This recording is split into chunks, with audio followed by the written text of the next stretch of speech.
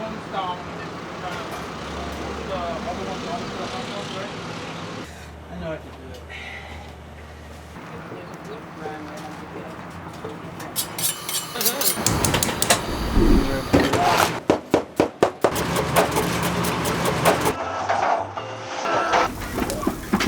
Already have.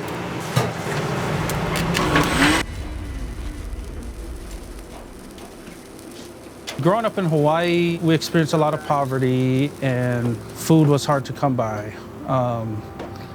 You know, we're still able to make the most of our lives. A lot of swimming, surfing, playing football on the street,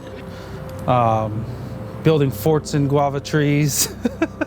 But I mean, there was times where we had to get food from the food bank or have friends drop off groceries. And cooking for me was more of a necessity. I guess the responsibility of taking care of my siblings kind of fell on me. And so if I didn't cook, no one ate. I got together with Malama. We've been together since high school. You know, we fell in love.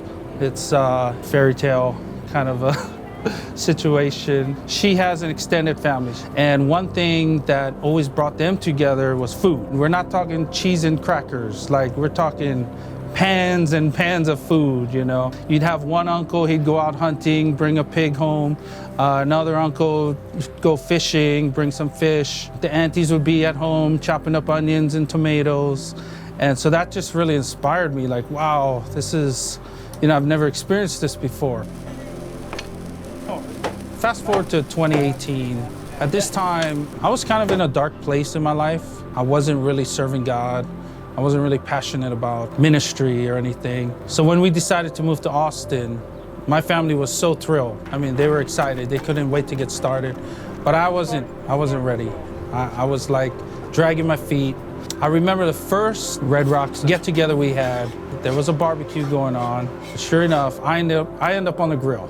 I don't know how it happened. And that night, I remember telling Malama, I don't want to be known as the guy who cooks food.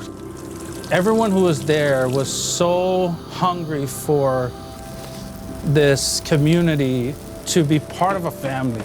I was just filled with so much emotion because I felt like I was back home again, you know? So last summer, Malama and I were talking about how can we use our gifts to bless our community. And so we thought, okay, maybe we should start a business. Seeing how God can use our gifts for His glory. Just something like cooking that, you know, for me, it seems like it's not really significant. But man, God gave every person gifts.